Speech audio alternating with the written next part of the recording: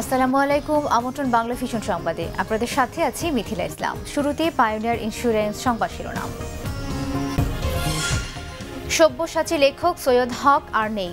কাল সর্বস্তরের মানুষের শ্রদ্ধা নিবেদন ও জানাজা শেষে দাফন হবে কুড়িগ্রামে। রাষ্ট্রপতি ও প্রধানমন্ত্রীর শোক। বিএনপি নেতা হান্নান শাহের ইন্তেকাল। সিঙ্গাপুর থেকে মরদেহ আসবে কাল। খালেদা জিয়ার শোক। দলের 4 দিনের কর্মসূচি ঘোষণা। গ্যাসের দাম বৃদ্ধির চূড়ান্ত সিদ্ধান্ত প্রধানমন্ত্রী দেশে ফিরলে জানিয়েছে বিইআরসি। বিশেষজ্ঞরা বলছেন এটি জনগণকে ক্রসফায়ারে ফেলার শামিল। পাল্টাপাল্টি আক্রমণে শেষ হলো মার্কিন প্রেসিডেন্ট নির্বাচনের ডেমোক্র্যাট ও রিপাবলিকান প্রার্থীর প্রথম টেলিভিশন বিতর্ক। হিলারিকেই এগিয়ে রাখছেন দর্শকরা। শুনছিলেন পায়োনিয়ার ইন্স্যুরেন্স সংবাদ শিরোনাম। ইফাদ টি টাইম, চায়ের সাথে সেরাটা। এবারে পুরো খবর।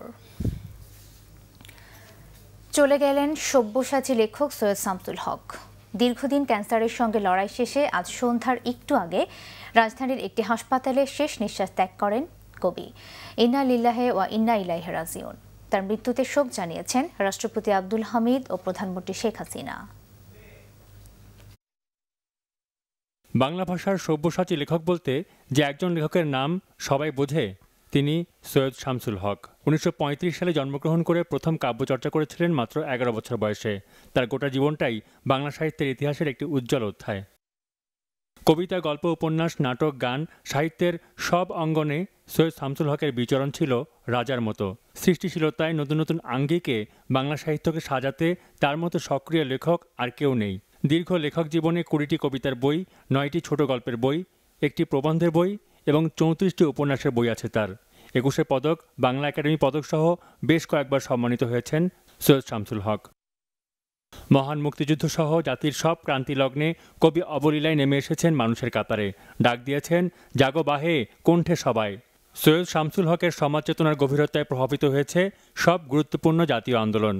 বাঙালির আত্মপরিচয় পুনরুদ্ধারে সৈয়দ হকের ভূমিকা স্মরণীয়। তার কবিতায় আছে, তবে তুমি বুঝি বাঙালি জাতির ইতিহাস শোনো নাই, সবার উপরে মানুষ সত্য তাহার উপরে নাই। একসাথে আছি, একসাথে বাঁচি, আজও একসাথে থাকবই, সব বিভেদের রেখা মুছে গিয়ে সাম্যের ছবি আঁকবই। পরিচয় আমি বাঙালি, আমার আছে ইতিহাস গর্বের, কখনোই ভয় করি না কো আমি উদ্যত কোনো খড়গের। শত্রুর সাথে লড়াই করেছি, স্বপ্নের সাথে বাস, অস্ত্রীয় শান দিয়েছি যেমন, শস্য করেছি চাষ। একই হাসি মুখে বাজায়েছি বাঁশি, গলায় পড়েছি ফাঁস, আপোষ করিনি কখনোই আমি, এই হলো ইতিহাস। কবির মৃত্যুচিন্তাও ছিল অনন্য। বলেছিলেন, যখন গাছের তলে এই দেহ দিবে কাল ঘুম, যখন ফুরায় যাবে জীবনের নীল শাড়ি বোনা, তখন কি তারা সব কয়া দিবে আগাম নিগুম।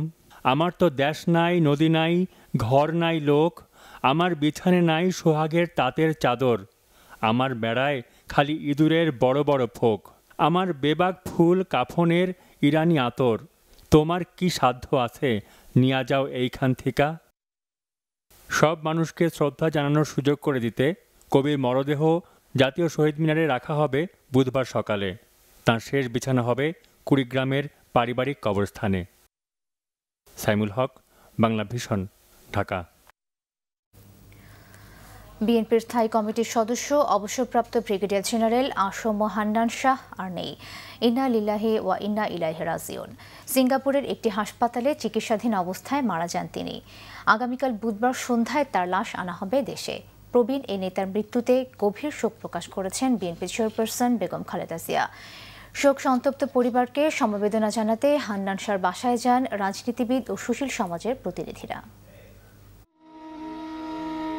6 সেপ্টেম্বর বুকে ব্যথা অনুভব করলে সম্মিলিত সামরিক হাসপাতালে ভর্তি করা হয় বিএনপির স্থায়ী কমিটির সদস্য আসম হান্নান শাহকে। পরে উন্নত চিকিৎসার জন্য 11 সেপ্টেম্বর নেওয়া হয় সিঙ্গাপুরে। সেখানেই তার হার্টের অপারেশন করা হয়। অবস্থা স্থিতিশীল ছিল, কিন্তু হঠাৎ করেই অবস্থার অবনতি ঘটে। মঙ্গলবার ভোরে সিঙ্গাপুর থেকে হান্নান শাহর মারা যাবার খবর আসে ঢাকায়।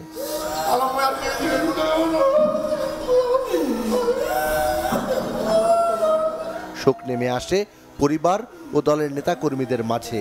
সকালেই বিএনপি মহাসচিব ছুটে যান হান্নান শাহর মহাখালীর ডিওএইচএস এর বাসায়। সান্ত্বনা জানান পরিবারের সদস্যদের। তিনি যে একজন অকুতভয় সাহসী দেশপ্রেমিক মানুষ ছিলেন। গণতন্ত্রের জন্য তিনি আজীবন সংগ্রাম করেছেন এবং এখন তার এই চলে যাওয়াটা সেই গণতান্ত্রিক সংগ্রামের জন্য একটা বড় রকমের অভাব সৃষ্টি করল।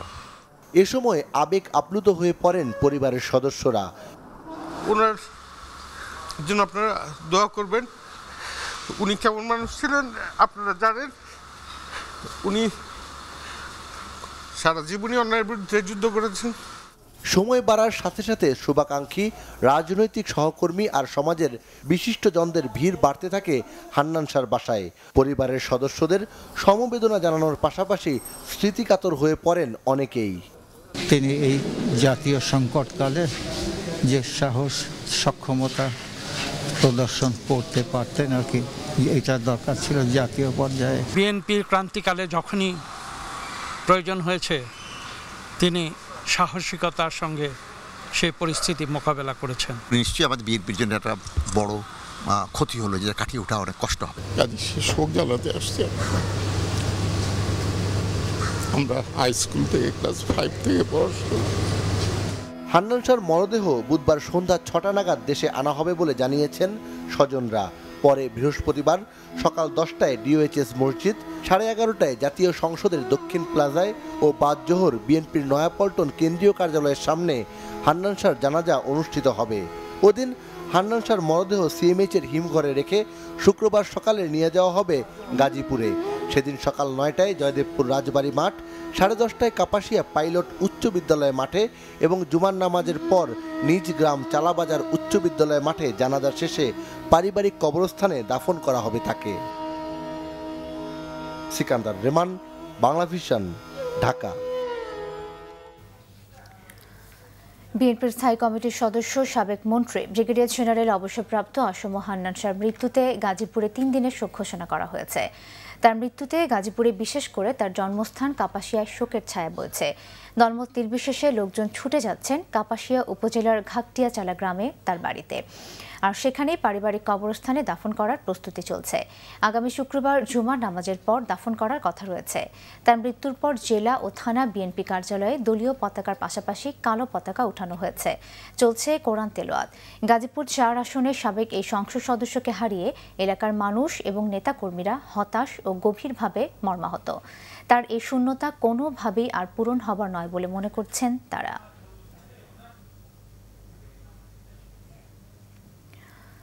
সেনা ছাউনি থেকে রাজপথ, রাজপথ থেকে সংসদ ভবন, মন্ত্রণালয় জীবনের সব ক্ষেত্রেই পেয়েছেন সফলতার ছোঁয়া।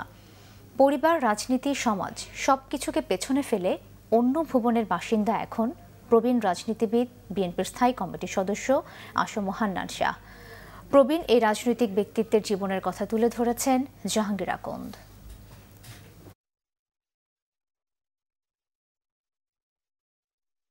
আসম হান্নান শাহ সেনা কর্মকর্তা থেকে রাজনীতিবিদ, জীবনের পরতে পরতে নিজেকে রাঙিয়েছেন নানা আলোয়। বর্ণাঢ্য জীবনের অধিকারী হান্নান শাহের পথ চলা শৃঙ্খলায় আবদ্ধ সেনাবাহিনীর বাঁধাধরা জীবন দিয়ে। 1962 সালে পাকিস্তান সেনাবাহিনীতে কমিশন পাওয়া হান্নান শাহ বাংলাদেশে মুক্তিযুদ্ধের সময় পাকিস্তান কারাগারে অন্যান্য সেনা কর্মকর্তার সাথে বন্দী ছিলেন। দেশ সেবার ব্রত নিয়ে 1973 সালে ফিরে যোগ দেন বাংলাদেশ সেনাবাহিনীতে। 1981 সালের 30 মে চট্টগ্রাম সার্কিট হাউসে একদল বিপথগামী সেনার সদস্যদের হাতে রাষ্ট্রপতি জিয়াউর রহমান নিহত হওয়ার পর উত্তপ্ত পরিস্থিতিতে রাঙ্গুনিয়া থেকে তার মরদেহ ঢাকায় নিয়ে আসেন তখনকার চৌকস সেনা কর্মকর্তা ব্রিগেডিয়ার আসম হান্নান শাহ। স্বৈরাচারী এরশাদ সরকারের সময় সেনাবাহিনী থেকে অবসর নেন তিনি। 1983 সালে ওই পদ ছেড়ে দিয়ে আনুষ্ঠানিকভাবে বিএনপিতে যোগ দেন তিনি। শুরুতে ঢাকা মহানগর বিএনপির যুগ্ম আহ্বায়ক, পরে 1986 থেকে 93 সাল পর্যন্ত বিএনপির ঢাকা বিভাগের সাংগঠনিক সম্পাদকের দায়িত্ব পালন করেন হান্নান শাহ। স্বৈরাচার এরশাদ বিরোধী আন্দোলনে বেশ কয়েকবার কারাগারে যেতে হয় তাকে।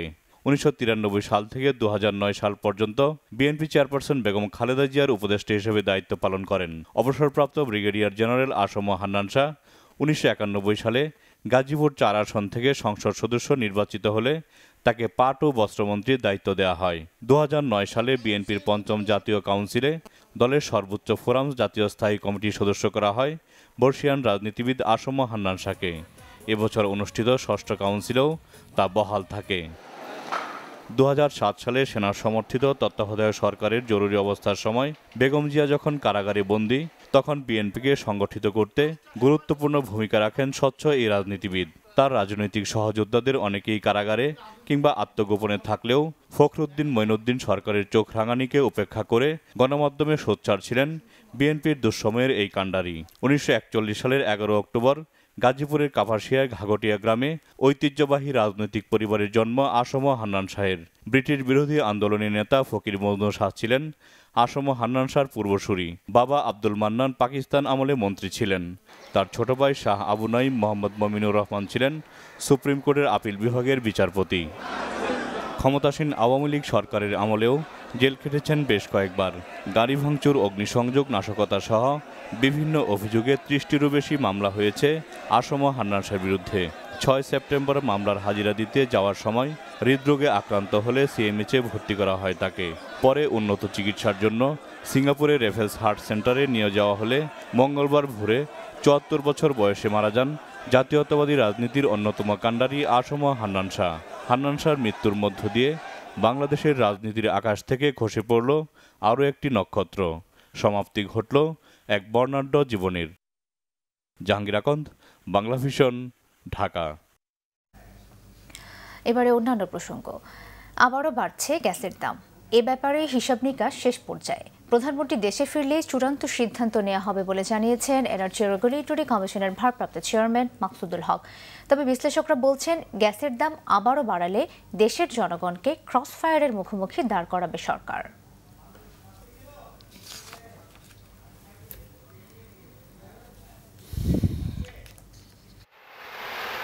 তথ্য বলছে, বর্তমানে গ্রাহকের কাছ থেকে বছরে গ্যাস বিল আদায় হয় 16,000 কোটি টাকা।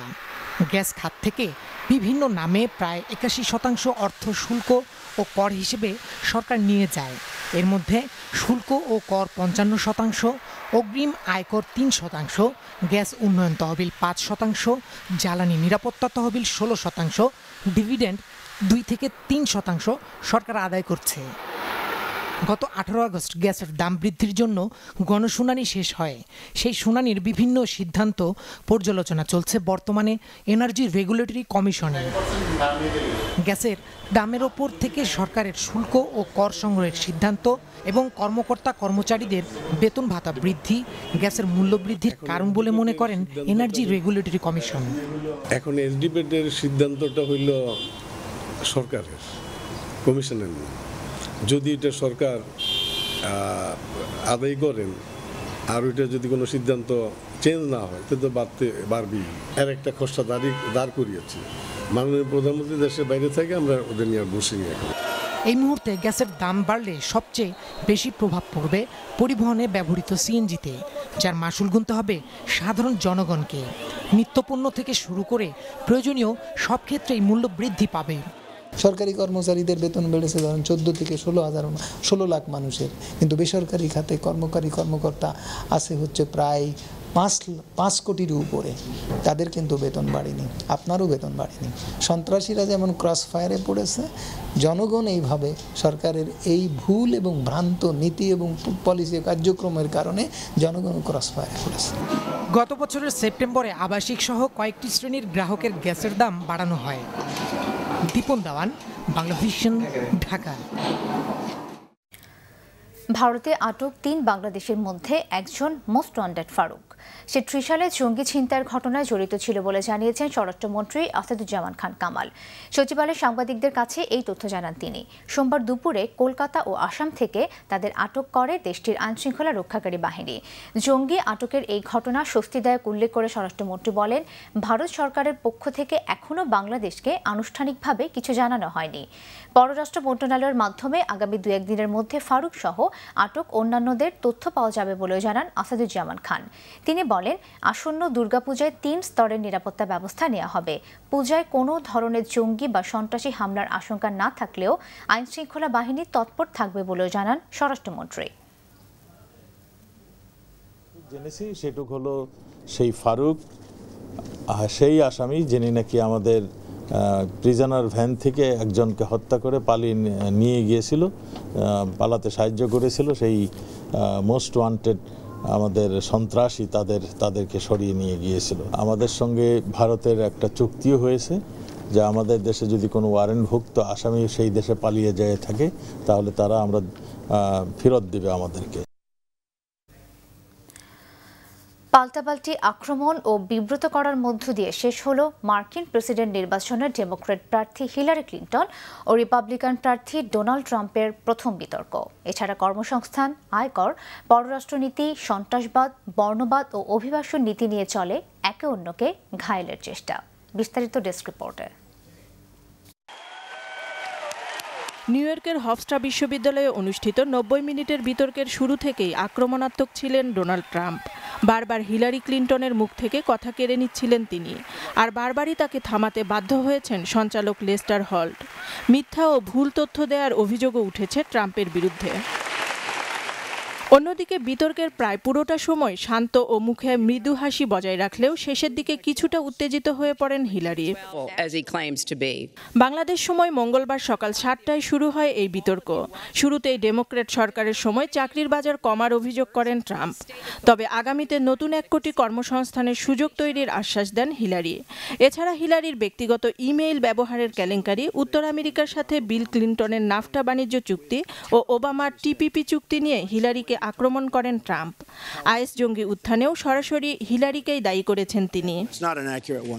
হিলারি পররাষ্ট্রমন্ত্রী থাকাকালে আইএস জঙ্গি গোষ্ঠীর উত্থান হয়েছে, আর এখন এরা 30টির বেশি দেশে ছড়িয়ে পড়েছে, বিশ্বব্যাপী সন্ত্রাস চালাচ্ছে। আমি মনে করি না আপনি এখন এদের থামাতে পারবেন। জবাবে ট্রাম্প দেশে আবাসন সংকট তৈরি করেছেন বলে অভিযোগ করেন হিলারি। ট্রাম্পের নীতি যুক্তরাষ্ট্রে ঋণ বাড়াবে উল্লেখ করে তার মুসলিম ও অভিবাসন নীতিকে কটাক্ষ করেন হিলারি। ট্রাম্পের বিরুদ্ধে কর ফাঁকি ও কর্মীদের বেতন না দেওয়ার অভিযোগও করেছেন তিনি। ট্রাম্পের ট্যাক্স রেকর্ড প্রকাশ না করার কারণ হতে পারে তিনি কিছু লুকাতে চাইছেন, হতে পারে তিনি আসলে ততটা ধনী নন যতটা বলছেন, অথবা তিনি কর ফাঁকি দিয়ে ব্যবসা করছেন। বিতর্কেও হিলারির শারীরিক সামর্থ্য নিয়ে কটাক্ষ করেছেন ট্রাম্প। তার দাবি, প্রেসিডেন্ট হওয়ার মতো যোগ্যতা ও মনোবল নেই মার্কিন প্রেসিডেন্ট নির্বাচনের প্রথম নারী প্রার্থীর। জবাবে হিলারি জানান, বেশ কিছু শান্তি ও যুদ্ধবিরতি চুক্তির জন্য টানা সফরের অভিজ্ঞতা রয়েছে তার। ট্রাম্পকে সুবিধাবাদী, নারী বিদ্বেষী ও নারীদের অবমূল্যায়নকারী হিসেবে অভিহিত করেন তিনি। দর্শক জনপ্রিয়তায় রেকর্ড করেছে বিতর্কটি। হিলারি ও ট্রাম্পের মধ্যে আগামী 9 অক্টোবর সেন্ট লুইসের ওয়াশিংটন বিশ্ববিদ্যালয়ে দ্বিতীয় এবং 19 অক্টোবর লাস ভেগাসের নেভাদা বিশ্ববিদ্যালয়ে হবে তৃতীয় ও শেষ বিতর্ক। Shakila Sultana, Bangla vision news desk. নিচে গ্রেটল সিরামিক্স সংবাদ বিরতি, সাথেই থাকুন, এরপর জানিয়ে ফিরছি। ক্ষমতার দাপট না দেখাতে আওয়ামী লীগের নেতাকর্মীদের প্রতি আহ্বান সড়ক পরিবহন মন্ত্রী ওবায়দুল কাদেরের। রাজনৈতিক দুষ্কর্ম করার জন্যই কিছু সাংবাদিককে জেলে যেতে হয়েছে, মন্তব্য তথ্যমন্ত্রীর।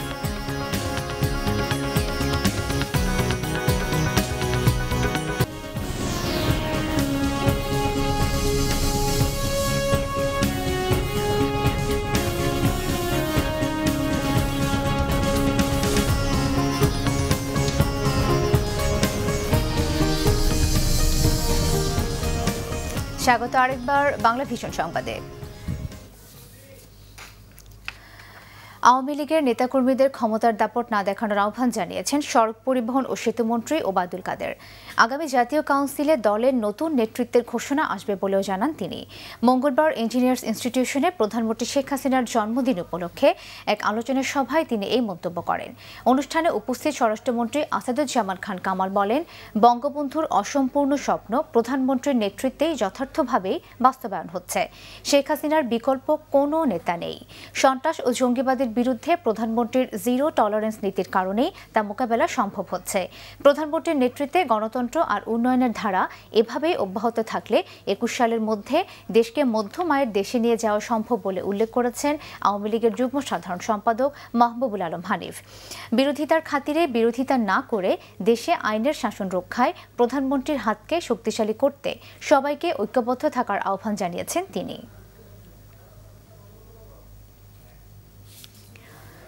সব শর্ত পূরণের পরও শুধু রাজনৈতিক কারণেই যুক্তরাষ্ট্রের পণ্যের কোটামুক্ত বাজার সুবিধা মিলছে না বলেছেন বাণিজ্যমন্ত্রী তোফায়েল আহমেদ।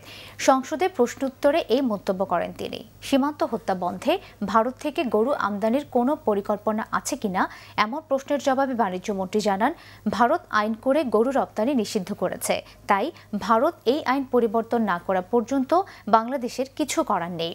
ঈদুল আজহার চামড়ার দামে ধস নামলেও এখন পরিস্থিতি স্বাভাবিক বলেও জানান তোফায়েল আহমেদ। এদিকে প্রশ্নোত্তর পর্বে দুর্যোগ ব্যবস্থাপনা ও ত্রাণ মন্ত্রী মোফাজ্জল হোসেন চৌধুরী মায়া জানিয়েছেন, চলতি বছরে জানুয়ারি থেকে 20 সেপ্টেম্বর পর্যন্ত বজ্রপাতে 177 জন নিহত হয়েছে। তিনি জানান, বজ্রপাতে নিহতদের জন প্রতি গড়ে 20,000 টাকা সহায়তা দেওয়া হয়েছে।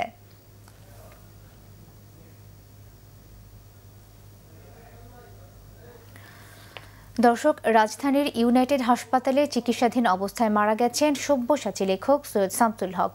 এই মুহূর্তে সেখানে রয়েছেন আমাদের রিপোর্টার আরিফুল হক। সরাসরি কথা বলছি তার সাথে। আরিফুল,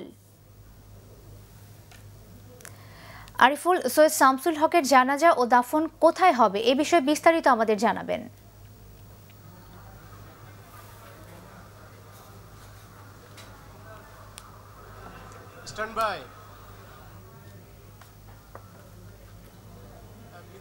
বিকাল 5:30টার দিকে বাংলাদেশের অন্যতম প্রধান কবি, যাকে আমরা সব্যসাচী কবি বলে জানি, তিনি মারা গেছেন 81 বছর বয়সে। তার মৃত্যুর খবরে এখানে কিন্তু সাংস্কৃতিক অঙ্গন থেকে শুরু করে রাজনৈতিক অঙ্গন, সামাজিক সহ অন্যান্য বিভিন্ন অঙ্গ সংগঠনের মানুষজনের এখানে তারা এসেছিলেন। তারা এই সব্যসাচী লেখকের মৃত্যুর ঘটনায় শোক জানিয়েছেন।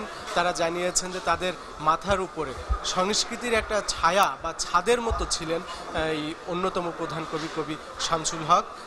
তাকে হারিয়ে বাংলাদেশের সাহিত্য অঙ্গনে একটি ছায়াতল হারিয়ে ফেলল। তবে তার শূন্যস্থান পূরণ হবার নয় বলে তারা মন্তব্য করেছেন। তবে তার সৃষ্টিকর্ম, তার সাহিত্য যদি মানুষ হৃদয়ঙ্গম করতে পারে এবং তার সেই আহ্বানে সাড়া দিয়ে মানুষ যদি দেশ ও জাতির কল্যাণে তার সৃষ্টিকর্ম ব্যয় হয়, তবেই তার স্মৃতিকে সংরক্ষণ করা সম্ভব বলে তারা মনে করছেন। আমরা তার দাফনের বিষয়টি যতটুকু জানতে পেরেছি, তিনি যেহেতু অন্যতম প্রধান কবি, তাকে সকাল 10টায় বাংলাদেশের একটি অন্যতম টেলিভিশন চ্যানেল আই কার্যালয়ে নিয়ে যাওয়া হবে শ্রদ্ধা জানানোর জন্য।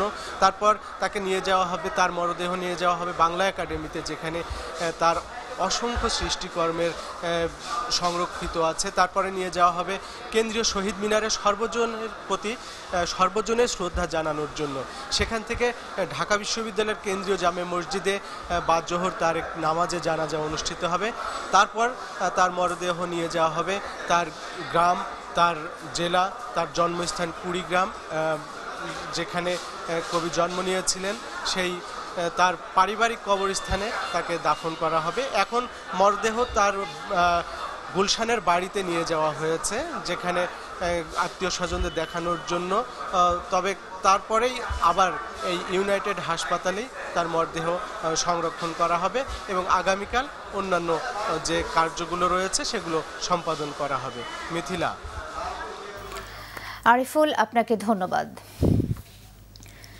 যুক্তরাষ্ট্রের ক্যালিফোর্নিয়া অঙ্গরাজ্যের লস অ্যাঞ্জেলসে দুর্বৃত্তদের গুলিতে নিহত বাংলাদেশি আবুল কালাম রহিমের হত্যাকারীকে শনাক্ত করেছে পুলিশ। ভিডিও ফুটেজে দেখে হত্যাকারীর ছবি ও গাড়ির লাইসেন্স নম্বর শনাক্ত করা হয়েছে এবং মার্কিন ডিটেকটিভ ব্রাঞ্চ হত্যাকারীর ফিঙ্গারপ্রিন্টও উদ্ধার করেছে। গত শনিবার মধ্যরাতে লস অ্যাঞ্জেলসের নর্থ হলিউডে এলাকায় এই ঘটনা ঘটে। এই নিয়ে গত 2 মাসে 4 বাংলাদেশি খুন হলেন যুক্তরাষ্ট্রে। এদিকে ঢাকার খিলগাঁয়ের বাসিন্দা আবুল কালাম গেল 16 বছর আমেরিকাতে বাস করছিলেন বলে জানা গেছে। একটি লিকার স্টোরে কাজ করতেন তিনি। মধ্যরাতে স্টোর বন্ধ করার কিছুক্ষণ আগে ক্রেতা বেশে এক নারী স্টোরে ঢুকে খুব কাছ থেকে গুলি করলে ঘটনাস্থলে নিহত হন তিনি। পারিবারিক সূত্র জানিয়েছে, আবুল কালামের মৃতদেহ বাংলাদেশে দাফন করা হবে। আগামী সপ্তাহে তার লাশ দেশে পৌঁছতে পারে। রাজনৈতিক দুষ্কর্ম করার জন্যই কিছু সাংবাদিককে জেলে যেতে হয়েছে বলে মন্তব্য করেছেন তথ্যমন্ত্রী হাসানুল হক ইনু। সাংবাদিকতা করার জন্য কেউ গ্রেফতার বা হয়রানির শিকার হয়নি বলেও জানান তিনি। আন্তর্জাতিক তথ্য অধিকার দিবস উপলক্ষে আয়োজিত এক সংবাদ সম্মেলনে তিনি এই কথা বলেন। তথ্যমন্ত্রী জানান, বর্তমান সরকার গণমাধ্যম বান্ধব, সে কারণে এই সরকারের আমলে গণমাধ্যমের প্রসার হয়েছে। তিনি বলেন, বস্তুনিষ্ঠ সাংবাদিকতা করলে কোনো সাংবাদিক রোষানলে পড়বেন না, এমনকি সরকারের সমালোচনা করার অধিকারও রয়েছে গণমাধ্যমের। ভুল সংবাদ পরিবেশন করা থেকে বিরত থাকতে সাংবাদিকদের প্রতিও আহ্বান জানান তিনি। হাসানুল হক ইনু বলেন, সামরিক শাসন ও সাম্প্রদায়িকতার আবর্জনা পরিষ্কার করতে কাজ করছে শেখ হাসিনার সরকার। এই ব্যাপারে সংবাদ মাধ্যম গুরুত্বপূর্ণ ভূমিকা রাখতে পারে বলেও জানান তথ্যমন্ত্রী। আবারও নিচ্ছে গ্রেট ওয়াল সিরামিক সংবাদ বিরতির সাথেই থাকুন, ফিরে এসে যা থাকছে। সিএনএনের জনমত জরিপে মার্কিন প্রেসিডেন্ট নির্বাচনের প্রথম বিতর্কে এগিয়ে হিলারি, বিশ্লেষকরাও এগিয়ে রাখছেন তাকে। ভারতের পর ওমানের বিপক্ষে জয় বাংলাদেশের। যুব এশিয়া কাপ হকিতে গ্রুপ চ্যাম্পিয়ন হয়ে সেমিফাইনালে লাল সবুজের দেশ।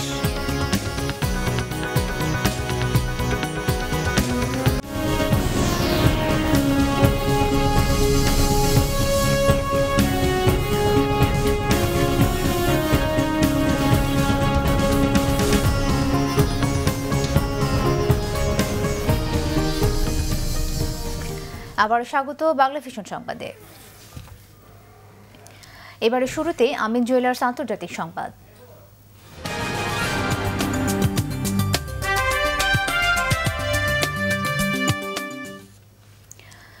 মার্কিন প্রেসিডেন্ট নির্বাচনের প্রথম বিতর্কে রিপাবলিকান প্রার্থী ডোনাল্ড ট্রাম্পকে অনেকটাই পেছনে ফেলে দিয়েছেন ডেমোক্র্যাট প্রার্থী হিলারি ক্লিন্টন।